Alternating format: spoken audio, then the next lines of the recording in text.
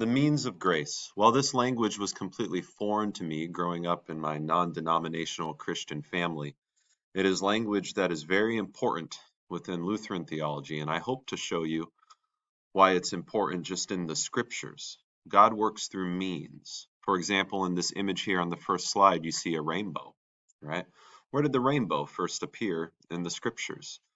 After Noah got off the ark, God made a promise to him that never again would he destroy mankind for their wickedness through a flood. And he put a rainbow in the sky as a sign of that promise, right? And you can picture that rainbow as a weapon of war, and that bow is pointed up into heaven because the next time that God would pour out his wrath on mankind for their wickedness, it would be on the man of heaven himself, the Son of God, come down, and he took God's wrath for you and me on the cross, right? So the rainbow was a promise backwards, right? Remembering the flood.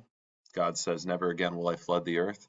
And it also is a foreshadowing forwards that the next time God pours out his wrath on man's sin, it'll be on one particular man, our Savior Jesus. So the rainbow was the means that God used to deliver that promise and give his people a memory of that promise.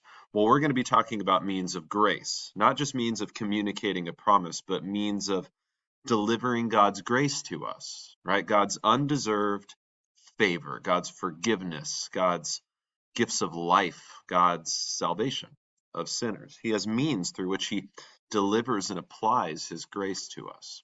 What am I talking about? Well, first, let's just see this pattern in Scripture in general. Let's start with 2 Kings chapter 5. Naaman, commander of the army of the king of Syria, was a great man with his master and in high favor, because by him the Lord had given victory to Syria. He was a mighty man of valor, but he was a leper. Now the Syrians, on one of their raids, had carried off a little girl from the land of Israel, and she worked in the service of Naaman's wife. She said to her mistress, "Would that my lord were with the prophet who is in Samaria. He would cure him of his leprosy." So Naaman went in and told his lord, "Thus and so spoke the girl from the land of Israel." And the king of Syria said, "Go now, and I will send a letter to the king of Israel."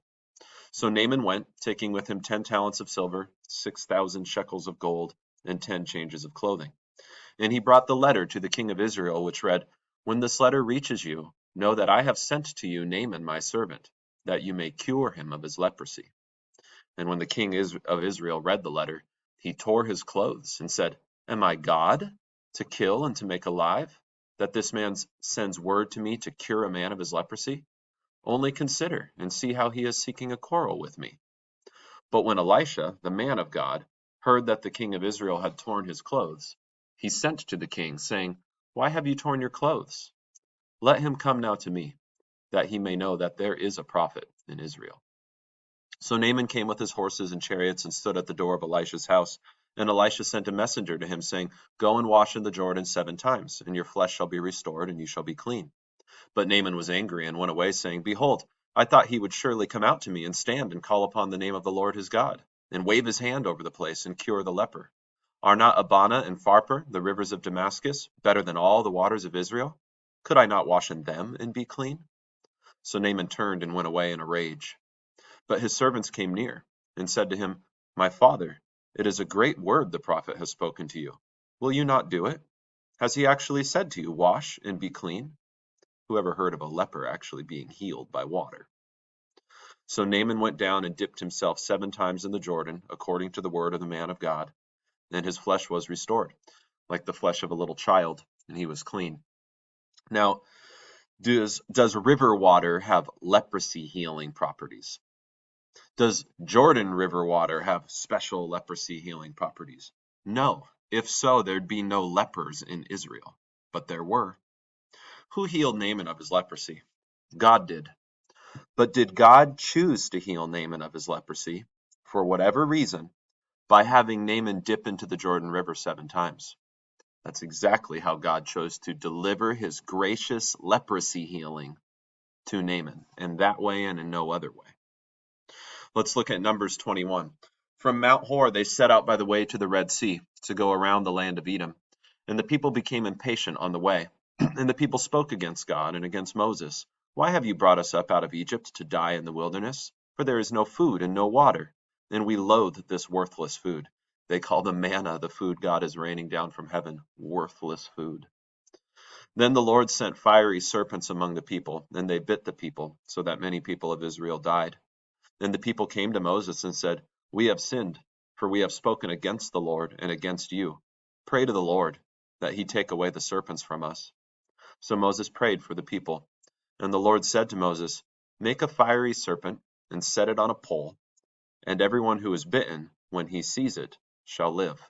So Moses made a bronze serpent, and set it on a pole.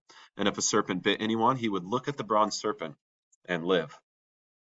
If you take a bronze figurine of a serpent on a pole, does that bronze figurine of a serpent on a pole have snake bite healing properties? No. But the Lord did heal their snake bites. And who got healed? Those who looked at the serpents on the pole. If they looked at that thing, believing in God's promise, it happened. They were healed. They lived. That was the means God chose to use to heal them. Jesus does this at times. As Jesus passed by, he saw a man blind from birth, and his disciples asked him, Rabbi, who sinned, this man or his parents, that he was born blind? Jesus answered, It was not that this man sinned, or his parents, but that the works of God might be displayed in him. We must work the works of him who sent me while it is day. Night is coming when no one can work. As long as I am in the world, I am the light of the world. Having said these things, Jesus spit on the ground and made mud with saliva. Then he anointed the man's eyes with the mud and said to him, Go, wash in the pool of Siloam, which means sent. So he went and washed and came back seeing. The neighbors and those who had seen him before as a beggar were saying, Is this not the man who used to sit and beg? Some said, It is he. Others said, No, but he is like him. The man kept saying, I am the man. So they said to him, Then how were your eyes opened? He answered, The man called Jesus made mud and anointed my eyes and said to me, Go to Siloam and wash. So I went and washed and received my sight. Does mud or that pool at Siloam have the ability to restore a person their sight? Can it heal the blind? No. Jesus can do that. And Jesus gave that blind man his sight back. But how did Jesus choose to do it? He chose, for whatever reason, to put mud on the man's eyes. With his own saliva, he made mud and then told him, Hey, go wash in the pool. And when the man had the mud washed off in the pool, he could see. For whatever reason, that was the means Jesus chose to give that man his sight back. That earlier story about the bronze serpent on the pole, Jesus references this in John chapter 3. Moses lifted up the serpent in the wilderness, so must the Son of Man be lifted up, that whoever believes in him may have eternal life. I suppose God, who is all-powerful, could have shouted from the heavens, You're all forgiven! But that is not how he chose to deliver us forgiveness of sins. God, who is a just God and he keeps his word, said that the wages of sin is death. So humans will die for their sin. But because God is also a merciful God, he took on human flesh and died in our place. And if you don't believe in Jesus, look on Jesus on the cross with faith, you will not have eternal life. Jesus and his death and resurrection for sinners is the means God used to deliver salvation to you and to me. Look at Acts 22. Paul, after being blinded on the way to Damascus, and he gets to Damascus and the Lord appears to Ananias, a Christian, in a vision and says, Hey, I'm going to send a guy named Paul to you. He's had a vision that you're going to come to him and you're going to give him his sight back. And Ananias goes, I've heard of this guy. Are you sure, Lord? Like, he came here with authority from the leaders in Jerusalem to arrest Christians, to arrest people like me.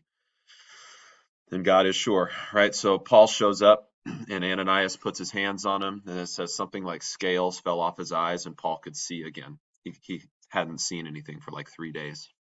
And then look at what Ananias tells Paul. And now why do you wait? Rise and be baptized and wash away your sins, calling on his name. Baptized just means wash with water. Can water forgive you your sins? There's nothing about water that washes away sin. Only God can forgive sin. But If God wants to wash away your sins with water, can he? If that is the means he so chooses to do it, just like Jesus healed the blind man with mud in a pool, just like Naaman was healed of his leprosy by dipping in the Jordan 7 times, just like the Israelites were healed of their snake bites by looking at the bronze serpent on the pole. If that's the means God chooses to deliver something to you, he can do it. And if God wants to deliver to you forgiveness of sins by washing them away in the waters of baptism, he can. This introduces what is called the means of grace. When we say means of grace, we don't mean like this is what I mean. We mean by means. It's like the word via in Latin, by way of, by route of, by means of, by method of. There's means of communication, there's means of transportation, there's means of delivery, right? Well, these are means of grace, means by which God delivers his gracious promises to us, promises like forgiveness, life, and salvation. Let's say I bought you a gift card. Nobody has gift certificates anymore. Well, the gift card's great. Let's say it's a $100 gift card to whatever you want. Well, it only benefits you if I actually deliver it to you. It's not enough for me to buy it. You've got to have it in your hands. And if I have no means of delivering it to you, it's a wasted gift. Well, God not only purchases for us salvation on the cross by the death of his son, but he delivers that salvation to us through means. This is something I never understood until I read Luther himself on this. And I can't tell if this is Luther or another author because it refers to Luther in the third person, but whatever, I'll just read it. So that our readers may the better perceive our teaching, I shall clearly and broadly describe it. We treat of the forgiveness of sins in 2 ways. First, how it is achieved in one. Second, how it is distributed and given to us. Christ has achieved it on the cross, it is true, but he has not distributed or given it on the cross. He has not won it in the supper or sacrament. There he has distributed and given it through the word, as also in the gospel where it is preached. He has won it once for all on the cross, but the distribution takes place continuously before and after, from the beginning to the end of the world. For inasmuch as he had determined once to achieve it, it made no difference to him whether he distributed it before or after, through his word, as can easily be proved from Scripture. But now there's neither need nor time to do so. If I now seek the forgiveness of sins, I do not run to the cross, for I will not find it there. And that phrase sounded foreign to me as a non-denom Christian. But when I actually thought about it, how do you run to the cross? The cross is this historical event that happened 2,000 years ago where our Savior died for our sins. How do I run to an historical event 2,000 years ago? Where I can go today is baptism, where the forgiveness achieved for me on the cross is delivered to me in the waters of baptism. Where I can go today is the Lord's Supper, where the forgiveness won for me on the cross is delivered to me in this bread and wine, which Christ declares his body and blood for me to take and eat and take and drink for the forgiveness of my sins. Right? So the means of grace is this idea that all that Jesus has done for you to save you, he needs to deliver to you personally, and he does that through these means. All right. So what are the means of grace? Well, the means of grace is the gospel. All right? The gospel in the preached word. Let's start there. For I am not ashamed of the gospel, for it is the power of God for salvation to everyone who believes, to the Jew first and also to the Greek. For in it the righteousness of God is revealed from faith for faith, as it is written, the righteous shall live by faith. Mark 16, Jesus said to the apostles, go into all the world and proclaim the gospel to the whole creation. John 15, Jesus tells his disciples, already you are clean because of the word that I have spoken to you. Right? So faith comes from hearing, and hearing through the word of Christ, Romans 10:17. So the gospel is did you catch that? The power of salvation, right? The power of God for salvation to everyone who believes. So the chief means of grace is God's word, the gospel, that word which delivers to us the good news of Jesus. This gets delivered to us in public preaching. That's a pastor's job. This gets delivered to us in absolution. More on that in a later lesson, but it's a fancy word for God's forgiveness of sins delivered to you through a fellow Christian. And it's namely a Christian pastor's job to deliver this, but any individual Christian can do it privately.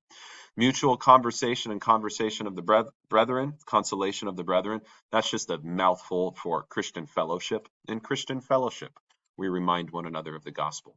In baptism, the gospel is delivered to us, right? For the forgiveness of your sins is baptism. In communion, the gospel is delivered to us. Take, drink of it, all of you, for the forgiveness of your sins. So these are the means of grace. We'll pause here and go on with this next slide in part 2.